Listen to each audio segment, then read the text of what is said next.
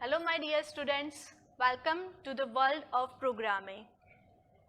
I am Professor Bhumi Patel from LJ Institute of Engineering and Technology.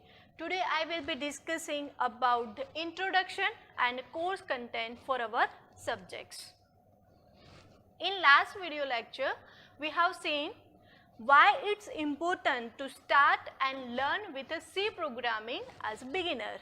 Now today I am going to explain about the introduction for our subjects in a details. So as you all know, the course name is Programming for Problem Solving and the course code for a GTU is 311003 and the course credit is 4. The teaching scheme in a weekly basis is 3 lectures and 2 hours for a practical session. Our university exam is of 70 marks and there are 2 mid-sem exam, or we can say that internal exam. This subject is offered in a first or a second sem in all engineering branch. Now the main motive for today's video lecture is discussing about the course content in a detail. So here you can see the C shape that indicates our C language. We have to learn total 10 different units to complete the journey of computer programming of a C language. So starting with very first module, that is Introduction to Computer and Programming. Now just see the image of computer, that is combination of hardware and software. Hardware means a physical part of computer and software means a set of instructions. This computer can't run automatically. So to make them functions, user have to connect with them. So user can connect using different programming languages like C, C++, Java and lots. But computer understand only the machine level language. So we have to convert this programming language into the machine level language. So these all the topics, hardware, software, types of languages, this all we have to study in this particular unit number 1. Now let's move to the second unit, that is second, fundamentals of a C program. Our actual C programming starts from this unit. C was developed by a Dennis Ritchie at a Bell Laboratory of USA in 1972. So it is almost 50 years old. Let's see just the simple code of C program. Here main is one functions from where our program is start, and int is nothing but the data type. A, B, C are the variables that store some data in a memory. So just look at this image. Here in a memory, the variables how store. A store 10 value, B store 20 value. Now suppose you want to perform any arithmetic operations, then you need operators. And here the plus sign indicates arithmetic operator, that is additions, that doing the addition of 10 and 20 and store the result in a variable C, that is 30.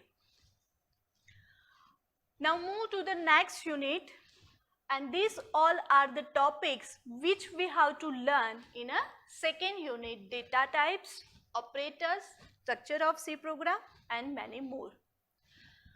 Switch to the third unit.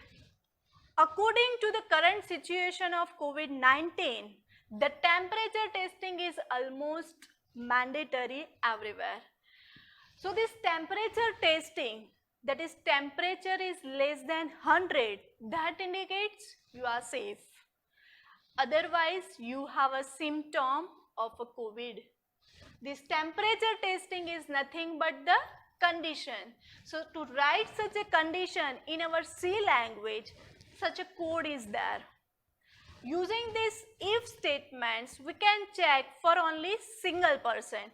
But suppose you want to check for a many person, then you have to use the concept of loop. So loop is what? It execute number of times the same statements. Here the 4 persons are there, and for that we are using for loop. Here in this unit we discuss the different conditional statements and a loop for particular control structures. Now next module number 4, that is array. Before starting this module, we are using variable for a storing value. Here A is a variables that store only the single value, that is 10. But suppose you want to store multiple value in a single variables, then it is only possible with a array. So the definition of array is, it is a collection of elements with the same data type using single name. Here array is of type integer.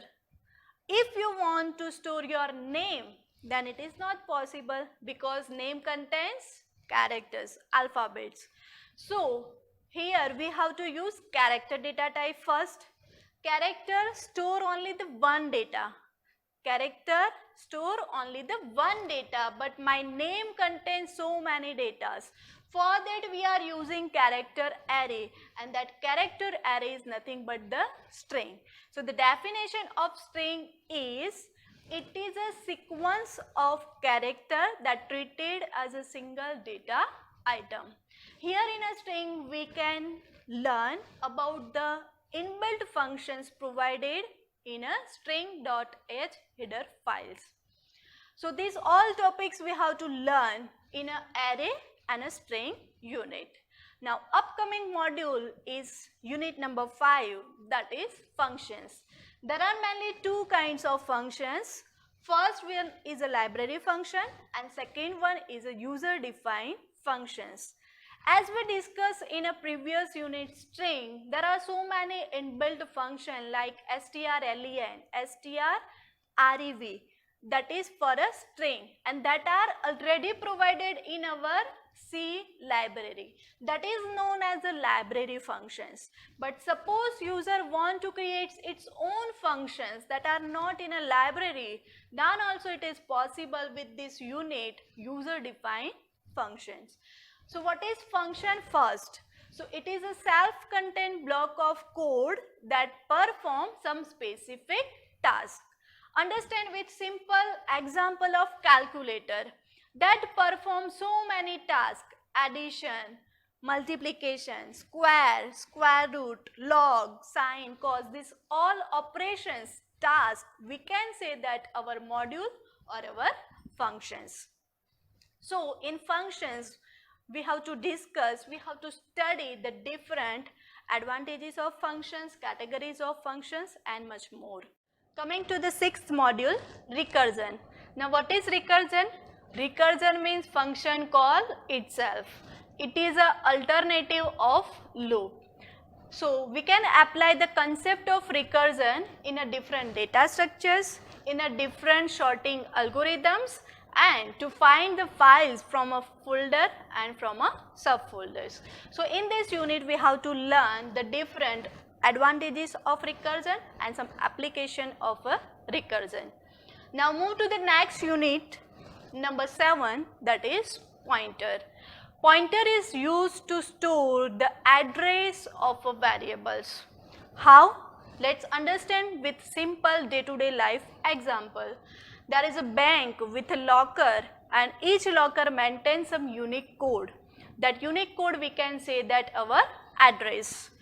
That addresses are stored in one registers, and this register we can say that our pointer. So in this unit we have to learn some advantages of pointers and applications of a pointers. Now switch to the next unit, unit number 8, that is structures. Before starting this, recall the array, which is used to store multiple values with the same data type in a single name. But suppose now we want to store multiple value with different data type using single name, then only it is possible with this structure.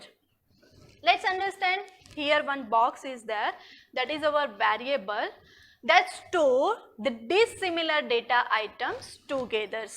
Understand with one simple example of students where name is a character, roll number is an integer and percentage or a marks in a float. So these different kinds of data we can combine in a structure. Clear? Now the topics we can cover, this is concept of structure and union and some applications. Now move to the second last unit, that is dynamic memory allocation. We can allocate memory in a two different way. First is a static memory allocation. Understand with a simple example. You are planned for a movie with your friends and you are booked the ticket online in advance for a 10 friends, and at a movie time due to some emergency your 5 friends will not able to come.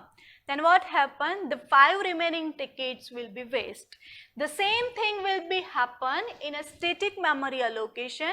We can allocate memory in advance. So to overcome this problem, we have another method, that is dynamic memory allocation, that allocates memory at runtime. So in this example, suppose we can book the ticket not in advance but at a movie time, then there is no wastage of ticket. Same thing happen here in a dynamic memory allocation, there is no wastage of memory. In this unit, we have to learn the different functions for a DMA, and the last but not the least, the unit number 10, that is file management. So file is used for store the data or informations. There are multiple types of files available: document file, text file, binary files, PowerPoint. So from this all, we have to use in this particular unit the text file and a binary files with a different modes and different input output functions. These all are the topics that we cover in this file management chapter. Today I introduce many more important topics of C programming. If you are interested, don't stop here. You got a great start to explore and enjoy the computer programming. We will come back soon with the very first unit, that is Introduction to Computer and Programming. Thank you so much for listening this video.